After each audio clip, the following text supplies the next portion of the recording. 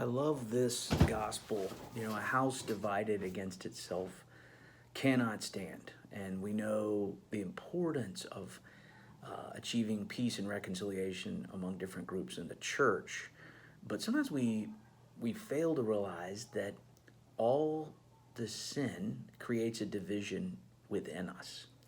We become divided between the best version of ourselves, right, and what we want in that moment when we choose to sin. And one of the things I've found in my own life personally is that when I can convince myself that all my sins that I struggle with, big and small, are some version of waging war against myself.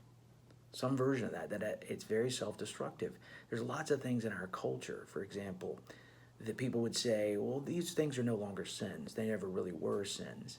And I really challenge you, brothers and sisters, when you see that, look at the effects of these things in people's lives. Not so that you can judge them and condemn them, but so that you can see them as they are, have pity and compassion on people, pray for them, say, Father, forgive them, for they know not what they do.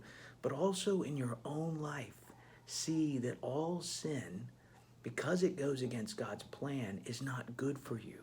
This is a great way, and I've experienced this in my own life, to motivate you to work on certain issues in your life. Maybe there are smaller things, ongoing trials and tribulations that you're dealing with that lead to certain kinds of sins, or bigger addictions. And you can see that God has a life for you where I think the Serenity Prayer says this, where you can be reasonably happy in this life. Not perfectly happy, and a lot of times when we follow God, it's even harder. But he wants perfect happiness for you in the next.